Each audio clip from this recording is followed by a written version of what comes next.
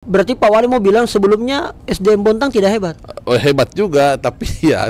Apa yang melatar belakangi sehingga Pak Basri dari Sulawesi kemudian datang di Kota Bontang? Anak pejabat kah? Wali Kota Bontang? Anak seorang petani saya. Saya dibesarkan di sawah, benar. Kerja apa pertama kali? Helper, paling bawah. Dan saya kira di Bontang ini semua pada tahu siapa Basri sesungguhnya. Saya ini mantan anggota DPR, tahu apa yang kau mau. Wih, ini susah ini. Ya. Kalau begitu apa yang tidak enak selama jadi wali kota, Pak Wali? Solusi. Saatnya bilang kamu kelas. Assalamualaikum, halo Cika, kembali lagi bersama saya Rizal Jamal di Kamu Kelas Podcast. Kali ini on the street spesial kita di Kota Bontang, Kalimantan Timur. Senang sekali, ini kesempatan kedua kali saya bisa datang di kota taman, kota industri, kota yang katanya bersinergi dan berkolaborasi. Spesial karena saya hari ini bertemu dengan yang memimpin daerah ini yang luar biasa, menjadi salah satu daerah terkaya tidak hanya di Indonesia tapi juga di dunia. Kali ini langsung kita berada di Bukit Kusnodo, dan sebuah bukit yang sangat indah, bisa melihat seluruh hamparan yang ada di Kota Bontang. Langsung saja kita present narasumber kita kali ini. Kita berada di teras rumah yang sangat luar biasa, bisa menikmati udara yang sejuk. Kali ini kita present beliau melalui satu pantun. Kayu mahoni dan kayu jati, kayu disimpan di dekat AC. Sungguh senang rasanya hati sudah datang Wali Kota Bontang, Pak Basri Ras. Assalamualaikum Pak Wali. Waalaikumsalam. Masya Allah. Agan tumai karebata. Madece. Bugisnya masih tetap terpelihara Pak Wali. Harus. Masya Allah. Kebanggaan kita. Masya Allah. Sekaligus identitas saya sebagai orang Bugis. Dan itu tidak pernah lepas. Enggak boleh lepas. Enggak pernah dikabur-kaburkan. Enggak boleh. Harus jelas, harus jelas. Seorang Basri Rasa, namanya saya kenal melalui media dan berbagai macam omongan setiap datang saya di Kalimantan Timur. Sudah satu periode memimpin Bontang, gimana rasanya? Udah mau pilkada lagi? Betul. Itu gimana itu? 3 tahun setengah. Iya, pilkada corona ini mau lagi nih, padahal belum 55 tahun. Betul. Gimana itu, Pak? Ya, mau diapain lagi kan? Memang sudah menjadi sebuah keharusan dan kewajiban kita sebagai aparatur yang harus menghargai namanya hukum. Baik. Dan karena hukum itu yang paling tertinggi dalam negara demokrasi, maka kita harus menghargai itu. Dan kita lakoni dengan penuh tanggung jawab kepada masyarakat, tentunya kepada Yang Maha Kuasa. Banyak calon kepala daerah bilang, terutama mereka yang hasil pilkada COVID, pilkada corona, itu belum selesai recovery. Udah masuk lagi pilkada. Banyak ongkos kemarin keluar katanya, tiba-tiba mau lagi nih. Itu bagi seorang Basri Rasa. Oh, kalau saya enggak. Ya. Saya karena memang saya terlahir bukan dari siapa-siapa, saya terlahir dari masyarakat. Oke. Jadi biaya politik juga saya itu enggak mahal, hanya sekedar kos politik. Ya, kos politik, bukan biaya politik. Kos politik. Karena beda itu biaya politik dan kos politik. Beda di mana bedanya, Pak Wali? Kalau biaya politik itu ya membeli apalah semacam. Oke. Kalau kos politik itu ya hanya sekedar untuk operasional kita dan semacam. Baik. Kalau biaya politik ya transaksional kira-kira begitu. Transaksional. Dan itu yang menjadi utama. Dan itu yang besar. Itu yang besar. Ya. Makanya banyak sahabat-sahabat kita yang kena karena biaya politiknya terlalu mahal. Oke. Dan yakinlah ketika dia memimpin itu transparansi itu kurang. Oke. Terus kedua, kita bisa melihat sepak terjangnya itu tidak seperti yang kita inginkan bersama. Baik. Seorang Basri Rasa kemudian menapaki karir politik memulai dari legislatif. Ya. Tahun berapa itu? 2009.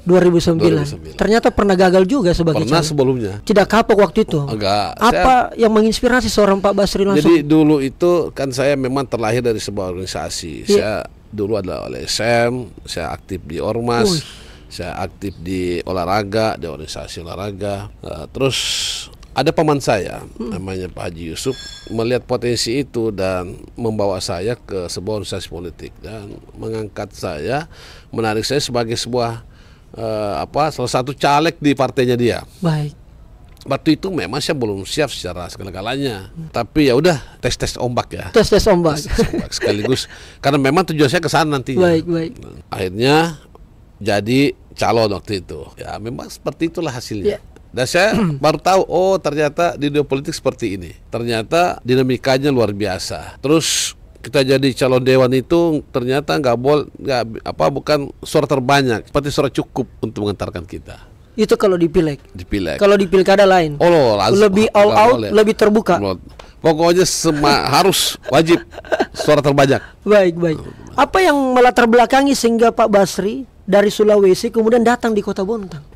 Wah, ini yang panjang ceritanya. Iya, karena saya lihat background Anda cukup luar biasa, juga bisa menginspirasi kami anak muda ini, Pak. Ya. Jadi waktu itu anak pejabat kah? Wali Kota Bontang. Seorang petani saya dibesarkan di sawah. Benar. Ini makanya tangan-tangan kita ini tangan-tangan gede semuanya. karena dulu pagi harus bawa sapi ke sawah. Baik. Terus pulang sekolah harus mandikan sapi di sungai. Sore mau senja kita bawa sapi ke kandangnya. Terus menerus begitu terus. Terus nanam padi di sawah. Kalau musim padi nanam kacang atau jagung, ada musim jagung dan lain sebagainya. Lalu momen apa yang kemudian mengantarkan menginjak? Ya, waktu itu saya punya cita-cita bahwa kalau orang bisa, kenapa saya nggak bisa? Terus dulu saya kepingin kuliah di Makassar. Baik. Tapi karena mohon maaf orang tua kami ini bukan orang yang mampu, persoalan biaya, sehingga saya waktu itu kerja jadi serabutan di Makassar. Kerja apa saja itu? Ya, kerja di helper di perusahaan PT Bumi Karsa, ikut kerja di situ. Jadi kerja apa saja? Bangunan. Untuk kuliah waktu itu? Ya, waktu itu. Tapi ya kerja di situ, terus datanglah paman saya ini. Baik. Dia bilang, berapa gajimu di sini? Segini. Udah kamu ke Bontang aja. Kau jadi helper itu gajimu sekian. Nantilah om, saya bilang. Hanya satu ketika langsung berangkat ke sini sendiri. Pokoknya nothing tulus, niatnya bismillah saja. Bismillah. Ke Bontang. Sesuai arahan paman saya, almarhum. Okay. Ya. Datang ke sini. Kerja apa pertama kali? Helper itu pembantu di proyek, ngegali parit, terus ngangkat pasir, ngangkat pipa, main gerinda, macam-macam. Pokoknya udah namanya pembantu ya kayak apa, udah kayak gitu. Kerjakan semua. Lumpur, panas, hujan. Prinsip apa yang Pak Basri bawa sehingga kemudian bertahan dalam dunia kerja itu? Saya harus berubah dan saya harus lebih mandiri. Dan saya ingin menjadi diri saya sendiri. Itu kan dari helper bawah sekali itu. Paling bawah. Dan saya kira di Bontang ini semua pada tahu siapa Basri sesungguhnya dari dulu. Dan tadi waktu ada kebakaran itu saya ke sana di Loktuan. Ya. Itu tempat tinggal saya dulu di situ. Betul di depan rumah saya itu yang saya dulu tempat tinggal itu kebakaran di situ. Di pos 7 namanya. Oke. Prosesnya kemudian menjadi helper lalu? Ya, jadi helper karena dilihat saya pekerja keras, tekun, teguh dalam pendirian dan semacam, hanya dipercayalah naik jadi timekeeper. Timekeeper itu catat kehadiran. Nah, terus habis itu dipercaya lagi di bagian logistik. Naik jabatan terus. Ya, membeli material apa dan semacam. Terus naik jadi manajer. Iya, jadi manajer di proyek. Apa modal etos kerja yang kita punya waktu itu, Pak Basri? Ya, ketekunan, kejujuran. Tidak butuh ilmu pengetahuan. Oh, pasti. Dan saya belajar terus. Di mana belajarnya? Di lapangan. Kan nggak sempat kuliah waktu itu. Ya, di lapangan otodidak. Jadi pada saat saya jadi helper itu naik semua macam, saya belajar untuk membaca gambar. Oh ini begini, oh ini begini. Jadi pekerjaan sipil, struktur, mekanikal, pekerjaan welding, piping saya tahu. Karena saya mau belajar, termasuk sandblasting apa dan semacam. Wah. Waktu itu apa yang disampaikan oleh orang tua? Orang tua saya itu hanya berpesan, dimanapun kau berada, hanya satu yang kau jaga, kepercayaan. Trust. Terus kepercayaan itu baru bisa ada ketika kau jujur sama orang itu. Baik. Terus gimana bisa kau jujur sama orang lain? Maka harus kau mulai daripada dirimu sendiri. Kau harus jujur pada dirimu, yakinlah pasti kau jujur sama orang lain. Tapi justru sebaliknya, kalau kau tidak jujur sama dirimu, nggak mungkin kau jujur sama orang lain. Itu pesan orang tua. Itu pesan orang tua saya. Yang selalu melekat di seorang. Yang kedua, disampaikan sama saya, dimanapun kau berada, sabar dan ikhlas. Syukuri yang ada. Jangan pernah ada rasa dendam. Jangan pernah rasa ada iri, dengki dan semacam. Jadi dua ini saya benar-benar lakukan. Makanya di bawah kepemimpinan saya ini semua saya rangkul.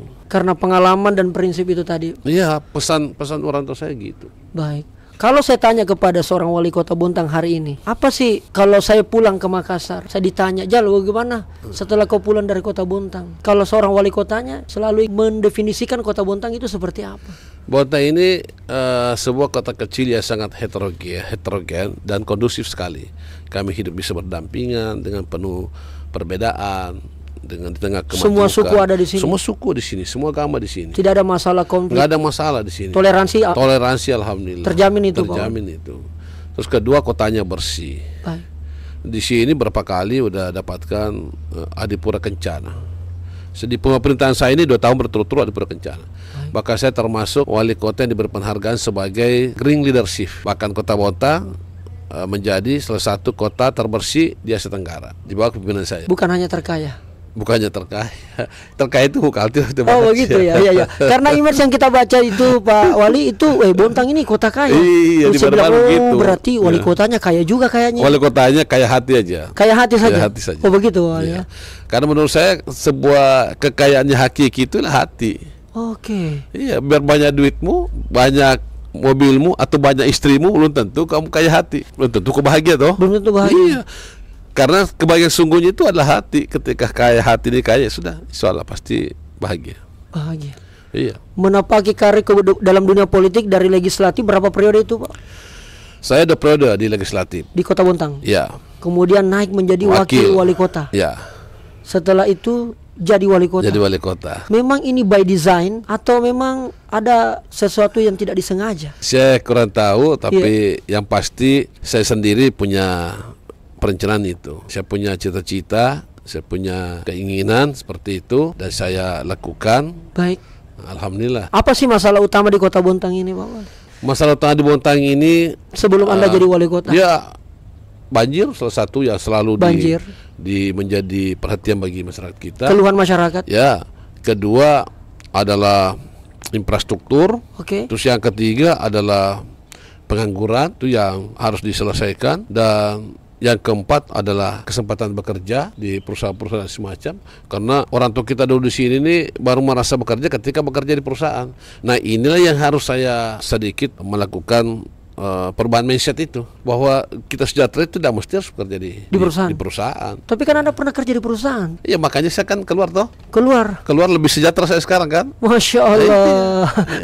Itu. Karena kalau kita kerja di perusahaan itu pasti anak buah. Tapi kalau kita menciptakan pekerjaan berarti pasti kita bos. Menciptakan lapangan pekerjaan. Ya, berarti Anda mendorong untuk menjadi entrepreneur. Oh iya, pasti.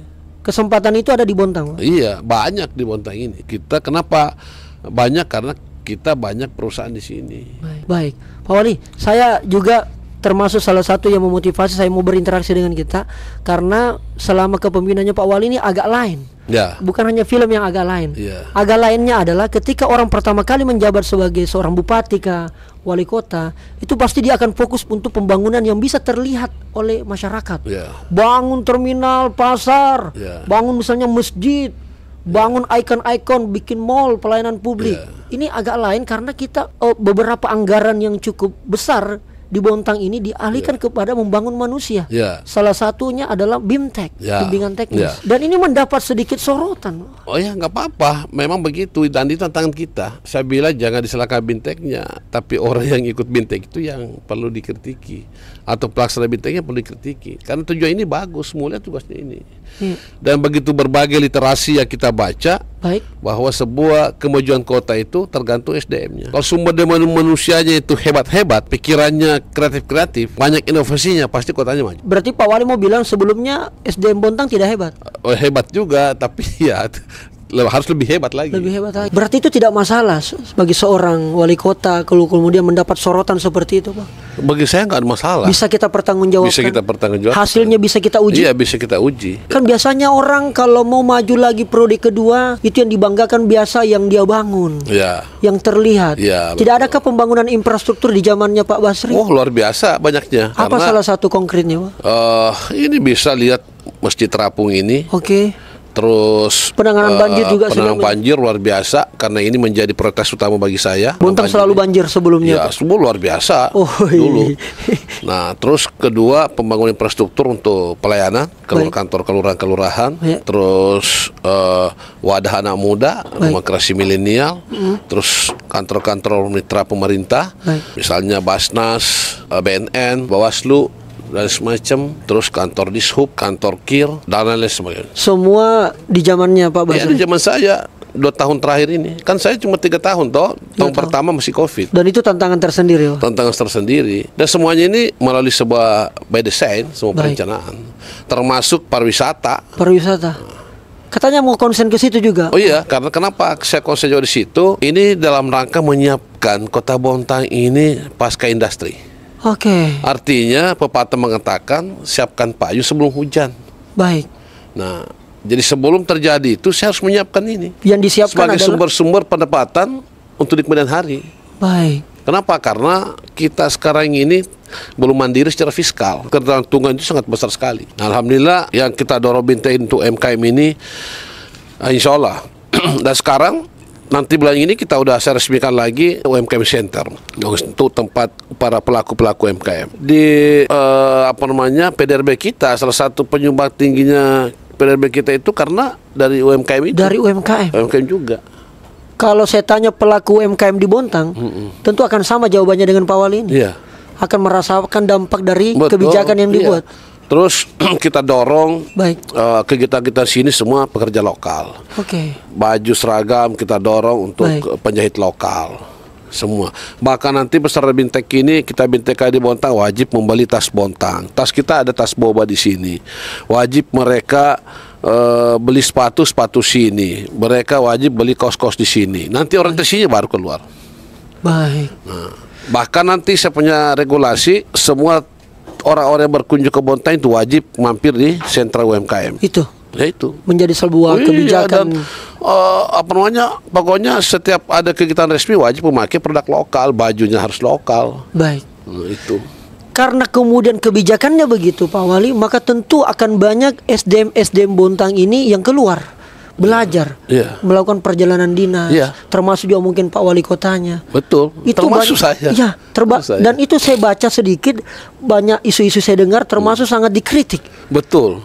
Ya, karena saya dianggap katanya banyak keluar. Saya bilang begini, saya ini kepala rumah tangga. Oke, Kalau kepala rumah tangga itu hanya di rumah terus, mau bikin apa? tapi kan habiskan anggaran. Oh enggak, buktinya kan banyak anggaran justru masuk ke sini. Sebelum saya jadi wali kota, masih wakil waktu itu, APBD kita di sini cuma 1,2, 1,3 triliun. Setelah Pak Basri wali kota, berapa sekarang? Di perubahan ini soal 3,2 triliun. Lo faktanya tinggi toh? Wah, Iya. serius ini, Pak? Serius ini. Waktu saya jadi waktu itu belum jadi wali kota masih wakil. Kita hanya sama sekitar 1,5 T. Setelah jadi wali kota dengan berbagai cara saya melobi di pusat di provinsi, alhamdulillah. Waktu saya jadi wakil, kita tidak pernah itu nol bantuan keuangan provinsi. Sekarang ini setiap tahun 2 tahun berturut-turut ini sudah 100 lebih kita dapat bantuan keuangan provinsi. Nah, terus kami melakukan tekanan kepada pemerintah pusat dalam hal Undang-Undang Nomor 1 2022 tentang hubungan keuangan pemerintah daerah, memasukkan salah satu pasal agar daerah pengolah dikasih 1%. Dan saya ada ketua umumnya Asosiasi Daerah Pengolah Migas. Itu yang Anda mau sampaikan. Iya. Kerja-kerja yang Anda Kerja-kerja, keluar itu iya. bukan berarti tidak ada di Bontang, Iya. tidak memikirkan Bontang. Oh, justru saya keluar itu karena demi untuk Bontang. Belum lagi saya bantu mitra-mitra pemerintah di sini, stakeholder di sini, Oke. tentang kelangsungan investasi, PT Badak, PT Indominco, terus PT-PT yang lain ada di sini. Baik. Saya berikan jaminan dalam kelangsungan investasi, mempermudah perizinan dan lain semacam. Oke. Jadi melakukan komunikasi Iya. tidak hanya di Iya. Komunikasi di pusat di juga. pusat. Artinya Pak Basri mau sampaikan wali kota untuk menjadi seorang kepala daerah dibutuhkan tidak hanya sekedar merakyat saja. Oh iya. Dibutuhkan komunikasi Komunikasi ke pusat. karena anggarannya banyak di Anggaran situ. dari pusat. Jadi kepala daerah itu nggak boleh tinggal di Bontang, nggak boleh tinggal di daerah. Kan pemerintahan ini yang melaksanakan itu kan sekda. Oke. Dan ngapain kita ngurusin urusan-urusan pemerintahan di daerah? Kan sekda yang ngurusin itu untuk internal. Nah, urusan eksternal ya wali kota, betul bupati. Wah. Urusan kita itu kalau daerah tuh kita itu bagaimana mendatangkan investasi, bagaimana mensinergikan dengan seluruh kemampuan kita ini untuk membangun kota. Dan semua itu harus ada di pusat. Ya saya tadi katakan gini, analogi sederhana. Kalau kepala rumah tangga itu hanya di rumah terus, tidak pergi keluar kota, terus mau bikin apa? Iya toh. Iya. Kalau pergi merantau, pulang pasti dengan banyak hasil, dan pola pikirnya pasti jauh lebih berbeda dengan yang tinggal di kampung, di rumah terus. Dan saya buktikan itu. Kecuali misalnya saya ini keluar tapi hanya untuk sekedar seremoni, anjas sana anjas sini, itu perlu. Tapi saya juga berterima kasih dikritiki. Kenapa? Karena saya juga tukang kritik dulu. Begitu. Iya, saya itu LSM dulu. Hanya mengkritiki kebijakan-kebijakan pemerintah yang menurut saya tidak berpihak kepada kepentingan masyarakat banyak. Dan hari ini berbalik. Oh iya. Dan tidak ada masalah bagi seorang Pak Bagi saya Basri. tidak ada masalah. Justru kritikan itu menjadi energi positif bagi kita untuk lebih berprestasi lagi. Mengevaluasi. Ya, Oke. mengevaluasi, terus kita jadikan energi positif lah. Baik. Ada satu lagi nih, Pak. Ya. Ini kan kita masuk ke Jangan kan 1, 2, 3, 4 juga Oh, apa-apa. siap. Pak Basri, ini yang sangat menarik adalah karena Anda petahana, Ya. tapi Anda memilih jalur independen. Itu juga banyak orang bertanya sama saya. Ini agak lain betul kita Ya, ini, Pak Wali. saya Iya. bilang Bukannya Anda PKB sebelumnya. betul. Iya, Pepatah iya. mengatakan Baik. tidak mungkin ada asap kalau tidak ada api. Baik. Ya toh. Dan saya ini orang yang sangat menghargai pendukung saya. Saya sangat mencintai suara terbanyak. Saya sangat demokratis lah. Baik. Tanggung jawab saya ini pada saat diberi amanah kan luar biasa. PKB ini dari 0 jadi 3 jadi 4. Bahkan termasuk mengantarkan saya sebagai wali kota. Tapi ketika mereka menganggap tidak berhasil semacam, tentu ini ada sebuah pergerakan di bawah. Melihat oh ini ada kurang bagus. Sehingga masyarakat saya merasa bahwa saya ini kira-kira ada orang tertentu yang menghalangi saya supaya saya tidak maju. Tidak menjadi wali kota lagi. Tidak menjadi wali kota lagi. Akhirnya mereka semua secara sporadis ini mengumpulkan KTP dan tidak ada satupun uang saya beli. Nggak ada, mereka sendiri. Boleh disurvei di masyarakat. Boleh kita cek. Boleh kita cek. Adakah saya diminta KTP-nya tim saya dikasih 50.000? Nggak ada.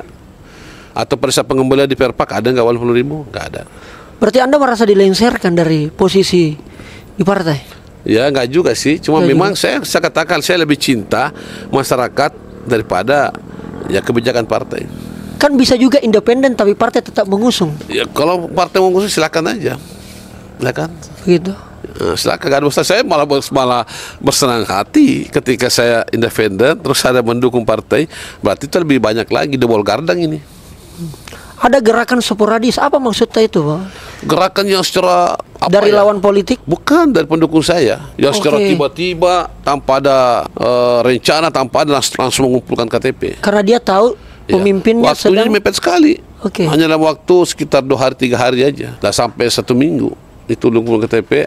Langsung tiba-tiba terkumpul kurang lebih sekitar 20 ribuan. dan maksud saya memilih jalur independen tentu sudah dipikirkan matang-matang sebelumnya. Dan tentu ada resiko-resikonya. Oh, nggak ada masalah. Nggak ada masalah. Yang penting masyarakat saya cinta sama saya. Karena kalau terpilih kembali, karena tagline Anda adalah sekali lagi. Sekali lagi. Sekali lagi. Iya. Nah, bilang orang Makassar sekali, Pi. Iya, sekali. Vi. Iya. Si sepi-sapo. Ya, si sepi-sapo. Artinya kalau terpilih nanti Anda lemah di DPR, Pak Wali. Oh, siapa bilang? Saya mantan anggota DPR. Karena dukungan partai Buktinya tidak. sekarang ini cuma saya jadi wali kota ini cuma 5 aja anggota DPR, tapi kan tetap bagus toh. Oke. Iya. Artinya Karena saya ini mantan anggota DPR, tahu apa yang kau mau. wih, ini susah ini. Ya, ya. Ini pembahasan part 2 kalau Iya. saya tahu apa yang kau mau. Oke. Dan gerakan masyarakat itulah yang secara sadar ingin mendukung Pak Basri Ya. kembali karena khawatirnya tidak masuk di arena. Betul. Dizolimi sekali Anda, Pak Basri. Ya memang sebagian masyarakat Bontang menyatakan saya ini disolimi. Tapi ya itulah partai kan seperti itu. Kita bisa melihat dinamikanya, kita bisa merasakan getarannya dan semacam. Baik. Yes. Kalau boleh saya keperhatian masyarakat Bontang itu luar biasa. Saya ucapkan terima kasih banyak pada masyarakat saya. Yang secara tulus Saya secara tulus, rela. pontang panting apa dan semacam demi untuk saya yakin kenapa cinta saya karena melihat pemerintahan saya ini.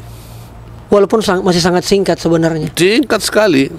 Anda kerjanya dari pagi ketemu pagi kayaknya. Iya, saya ini baru 3 tahun. Ini bulan 7. 3 tahun 3 bulan. 3 tahun 3 bulan. Saya memimpin Bontang ini. Dan sudah bisa dirasakan. Oh, sudah bisa dirasakan. Kita bisa cek di lapangan. Iya, bisa cek di lapangan. Kalaupun misalnya ada banjir ya memang karena 2 tahun ini kan tidak mungkin langsung semuanya. Baik. Tapi sudah 60-70% itu sudah tertangani secara baik. Dan tahun ini sudah kita membebaskan lahan lagi untuk membangun polder dan kolam retensi untuk mengurai banjir yang dari atas itu, banjir kiriman itu. Nah, terus kedua, tahun ini juga kita lanjutkan normalisasi dan beberapa jembatan supaya jembatan itu tidak lagi menjadi penghalang arus air. Baik. Bisa jadi Pak Basri Rasa ini dikenal sebagai orang yang ambisius. Karena dari wakil wali kota, dia lawan wali kotanya. Saya bukan ambisius, tapi saya punya ambisi. Beda itu Pak. Beda. Kalau ambisius itu biasanya menghalalkan segala cara, nggak mau tahu. Kalau saya masih ada etika. Perlu pemimpin punya ambisi. Perlu sekali. Oke. Perlu sekali. Termasuk kemudian tidak berpasangan lagi dengan wakil yang sekarang. Iya, betul. Jadi Bu Wakil itu seperti kakak saya, seperti saudara mas saya. Saya dengan beliau sampai sekarang baik-baik saja. Dan pemerintah ini berjalan sebagaimana mestinya. Kami selalu berdiskusi dan semacam. Cuma hanya karena sebuah prinsip saja. Beliau nggak mau masuk jalur independen, semerta saya menghargai keinginan masyarakat saya, warga saya yang memberikan dukungan. Saya tidak mau mengecewakan masyarakat. Wakil saya ini tetap berpegang teguh pada partai. Ya sudah, hanya kami bisa baik-baik. Wah, luar biasa. Dan saya datang ke rumahnya beliau karena saya walaupun saya wali kota, tapi saya merasa adek. Jadi saya ke rumah kakak, sowan ke rumah kakak. Nah, saya aja gimana bunda, gimana kak, gimana ini terus. Ya udah dek, karena seperti ini ya bagaimanapun. Tapi kami tetap saudara. Keputusan harus diambil, Ya, resiko harus diterima. Resiko harus diterima. Dan kita akan tunggu di tanggal 27 Nah, itu kan November. semuanya harus pilihan toh. Pilihan. Semuanya jadi pilihan. Baik. Seumpama seorang Basri Rasa hari ini tidak menjadi wali kota, pekerjaan apa yang akan Anda lakukan Pak? Saya sebenarnya saya sudah di hari terus yang kayak gini ini lebih banyak mendekatkan diri kita aja kepada Yang Maha Kuasa. Baik. Karena umur saya kan 52 tahun, rambut sudah memutih, artinya tanda-tanda apa namanya itu, tanda-tanda apa itu diberikan sama kita ini sudah kelihatan gitu, sudah menyala. Ya, seperti itulah. Nah, sudah kita telah meninggalkan dunia hitam, sudah mulai kan sudah dunia putih. Tuh. Saya bilang sama istri saya, Bu, kita ini nanti cari tempat. Saya ingin hidup saya itu jauh dari perpolitikan lah. Saya ingin hidup itu tenang. Pelihara ayam, pelihara bebek, pelihara kambing, terus ada musola, terus kita bisa makan pisang goreng kapan saja. Itu yang saya mau sebenarnya. Masya Allah. Iya. Itu ya dibutuhnya tenang saja. Iya. Karena di politik memang tidak tenang. Iya, bahkan anak saya pun saya bilangin, dua anak saya bilangin, kamu nak, mudahan kamu sukses. Baik. Dan kemudahan kamu meraih cita-citamu dan jangan berpolitik. Oh, justru cukup begitu. Bapak yang berpolitik ini. Cukup Bapak yang rasakan. Ya, rasakan politik. Hitam dan putihnya. Hitam putihnya. Karena politik itu dua mata sisi. Terus tidak ada teman abadi, tidak ada kawan abadi. Yang ada hanya kepentingan abadi saja. Luar biasa. Ya, anak saya bilang nggak usah. Makanya anak saya ini serta cita-citanya saya dukung dia. Saya apapun arahkan dia, apa yang dia mau. Anak saya ini karena kepingin jadi tentara, jadi sudah saya arahkan, saya inikan, saya berikan benar-benar apa yang dia mau. Kasih ruang. Baik. Dan alhamdulillah anak saya lolos di SMK karena sesuai dengan keinginannya. Dia sendiri yang buka di Google karena ingin itu. Baik. Masuk di SMK Taruna dan sekarang sudah belajar di sana SMK Taruna. Mudah-mudahan setelah selesai SMK Taruna tidak ada masalah, benar-benar bisa meraih mimpinya melalui Akmil. Baik. Pak Wali, kalau ternyata sekali lagi Anda terpilih, Iya. apa yang beda di pemerintahan sebelumnya yang akan Anda buat? Masyarakat Bontang sedang menonton. Saya kira tentu yang berbeda nanti ini kan di periode kedua kan saya fokus dalam hal infrastruktur terkait masalah UMKM dan pariwisata.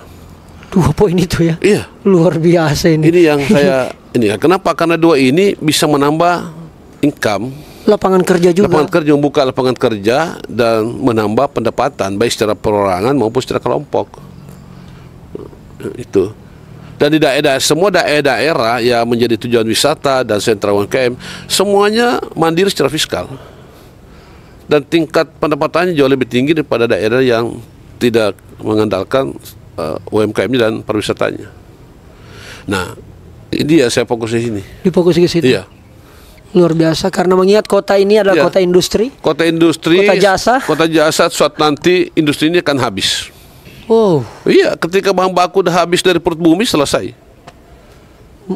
Ya, dan ini sudah pernah terjadi misalnya Indominco. Waktu itu seharusnya berakhir 2024 ini karena lahan produksinya sudah habis. Nah, tapi alhamdulillah berkat perjuangan kita bersama diberi lagi perpanjangan sampai 2034. Tapi setelah itu nggak ada lagi, nggak ada lahan yang itu dipakai, otomatis habis toh. Nah, bahan baku di Pukaltim juga ini kalau tidak ada gas yang baru juga bisa habis. Makanya kemarin itu Pukaltim langsung bikin perencanaan dalam rangka jangka panjang pembangunan pupuk itu di Bintuni Pakpak. Karena ini harus masalah kebutuhan pangan kan. Berarti kira-kira sudah punya gambaran masyarakat Bontang seperti apa di periode kedua? Ya, di periode kedua saya ingin mempercantik kota ini. Mempercantik. Ya, dengan cara bagaimana menjaga lingkungan, taman, banjir harus sudah zero. Event-event akan ramai di sini? Oh, pasti.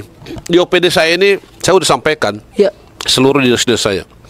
Kalau ada kegiatan itu jangan hanya kegiatan seremoni saja, tapi harus berupa atraksi dan mendatangkan wisatawan. Ada magnet tersendiri Ada magnet sehingga orang sendiri. datang ke sini. Iya, sekarang saya bilang semua kegiatan-kegiatan yang sifatnya besar sudah harus dibuat seperti event. Dimaksimalkan Iya. total. Baik Pak Wali, di bagian-bagian akhir ini saya tentu punya kesan tersendiri dari Pak Basir Rasa yang kebetulan si Kampung Ki. Oh, si Kampung Ki. Iya, alhamdulillah pada Ki. Tentu sesama orang Bone sudah jelas itu barang. Oh iya iya. Iya, arah angin sudah mengarah, kira-kira begitu. Pantun. Pantunnya. Ya, kalau pantunnya nanti kita kasih di akhir ini ya, biar penonton ini masih tetap stay. Kalau begitu menjadi wali kota itu enak pasti Wali ya. Tergantung perasaan. Kalau begitu apa yang tidak enak selama jadi wali kota Wali? So, sih pasti suka dukanya selalu ada. Iya, apa dukanya Wali? Enaknya saya itu ketika Iya. saya bisa membantu sesama saya. Dan Oke. itu berhasil. Dan melihat tersenyum itu Iya. kebahagiaan saya. Baik. Dan nggak enaknya itu ketika ada seseorang minta bantu dan datang sama saya dan saya tidak bisa membantu karena faktor regulasi sehingga tidak bisa saya bantu. Disitulah nggak enaknya Di saya. situ nggak enaknya. Iya. Karena kewenangannya terbatas. Karena terbatas dan memang benar-benar miskin tidak bisa bantu. Itu di situ kepentingan saya. Karena saya itu kepingin membantu semua orang, Dan saya selalu bilang, saya ini memimpin Bontang ini selalu nothing tulus. Baik. Benar-benar saya wakafkan diri saya untuk membangun ini. Nggak ada yang lain lah. Memperkaya diri? Oh nggak ada, jauh lah dari saya itu. Serius ini Pak? Serius ini, kau boleh tanya kontraktor di sini, adakah saya minta duitnya kontraktor di sini? Adakah pasal-pasal 10 di sini? Kau tanya lah mereka semua. Baik. Terus adakah pasal 10 juga ketika ada yang saya promosi? Nggak ada. Bahkan sebagian tim sukses memprotes saya, Pak Wali kenapa itu ke promosi itu? Bukankah itu dulu tim suksesnya orang dan semacam? Jangan lagi begitu. Kita ini adalah orang tua semua masyarakat Bontang. Saya hanya ingin bekerja profesional. Kalau memang itu orang mampu dan bisa memajukan Bontang, kenapa tidak? Ini yang mahal Iya, dari seorang nggak Pak ada itu. Basri. Kau boleh tanya. Lawan politik dirangkul Pak Wali. Semua serangkul. Wah, Nggak ada. Ini agak aneh Karena memang. saya merasa saya sekarang ini jadi orang tua, wajar lah kalau ada anak kita nakal-nakal, biasalah itu. Biasalah ya. Di rumah tangga aja kadang Iya, iya, begitu. iya, iya, iya. Gitu. Wow. Berarti memang tidak berperan seorang Oh Basri nggak Rasa. ada, ngapain berperang. Di prinsip saya itu pertama nggak boleh dendam, Nggak boleh dendam, nggak boleh iri, nggak boleh iri, nggak boleh dengki, dengki, jadi pemaaf. pemaaf. Iya.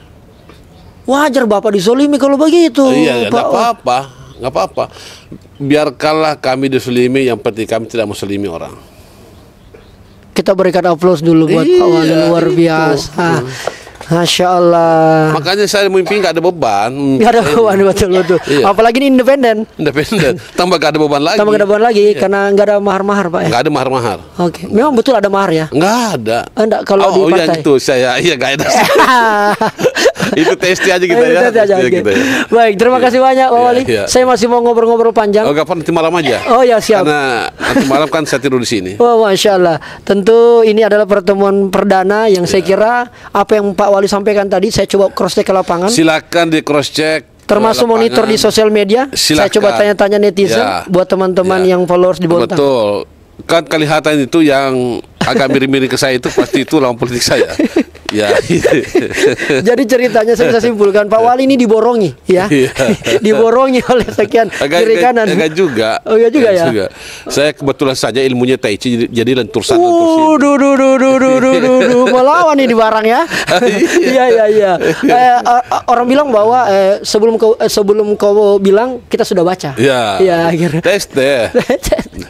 Oke, kalau begitu saya ingin memberikan satu pantun Ya. dan ini penting bagi masyarakat Kota Bontang. Tapi sebelum itu, apa yang Pak Wali ingin sampaikan kepada seluruh masyarakat, apalagi terutamanya anak-anak muda, Gen Z, milenial yang tentu Oh, ya. banyak bersentuhan dengan dunia digital. Ya, saya kalau di hadapan anak muda itu saya selalu bilang Ya, bahwa bercita-citalah setinggi langit. baik, Bermimpilah setinggi-tingginya. baik, Karena cita-cita dan mimpi inilah yang membawa Anda untuk sebuah kemajuan. baik. Ya, itu yang saya ingin sampaikan. Terus pantang menyerah, kerja keras, tekun, disiplin, dan jangan durhaka terhadap orang tua. Betul ini. Betul. Jangan durhaka terhadap orang tua. Itu. Tidak akan mungkin kau mendapatkan keberkahan kalau kau durhaka terhadap orang tua. Saya seperti begini, kalau orang tua saya nelpon, nggak ada istilah. Langsung. Kalau orang tua saya minta, nggak pernah saya nggak, sepanjang saya punya duit. Kalaupun tidak ada saya pinjamkan orang lain. Kenapa? Karena kita hadir di sini karena gara-gara orang tua. Inilah rahasianya yang tersembunyi dari seorang Pak Basri. Iya betul itu. Kau boleh tanya lah. Dan apa-apa yang saya mau lakukan ini pasti atas doa restu orang tua saya. Masya Allah. Pasti saya hubungi Baik, orang tua saya, mertua saya pasti saya hubungi. baik. Terima kasih banyak Iya. Pak Basri. Makanya anak muda Ya, kalau ingin sukses, ingin hidupmu bahagia, sering-seringlah minta maaf terhadap orang tuamu. Dan sering-seringlah minta doa restu terhadap orang tua. ridhonya. Ridhonya orang tua. Baik. Banyak yang bertanya sama saya waktu saya jadi wakil terpilih kan independen waktu itu, saya diwawancara sama Tempo, saya katakan apa kiat-kiatnya? Saya bilang kiatnya satu, sering-seringlah minta maaf sama orang tua dan sering-seringlah minta ridho sama orang tua, karena itu semua gratis dan orang yang paling tulus mendoakan kita membantu itu orang tua. Orang tua. Orang tua. Baik. Itu. Nah, Terima kalau kasih. selalu punya satu ya jangan tambah-tambah lagi. Ya itu karena kalau kita sukses sekarang itu karena ada istri. Betul. Jangan coba-coba tambah-tambah lagi satu. Saya agak nggak bisa komen kalau bagian-bagian itu. Kena juga nanti saya ini masalahnya. Aduh, berapa? Satu atau dua? Baru satu. Oh, baru satu. Baru satu. Ada keinginan. Nanti kita bicara di belakang itu. Karena di Bontang ini agak luar biasa godaannya juga. Pak Basri Rasa, makasih banyak Bang. Iya, Sehat-sehat kasih. selalu. Kasih. Akan banyak lagi kita ngobrol-ngobrol tentunya. Iya. Dan terakhir saya tutup dengan sebuah pantun. Bunga mawar dipenuhi kembang, Cakep. bunga tumbuh di Pantai Losari. Cakep. Bontang maju dan berkembang sejak dipimpin Pak Basri. Alhamdulillah. Amin. Saatnya bilang kamu gelar. Terima kasih banyak Bang. Terima kasih. Nanti sebelum pulang ke rumah ya. Ya. Oke.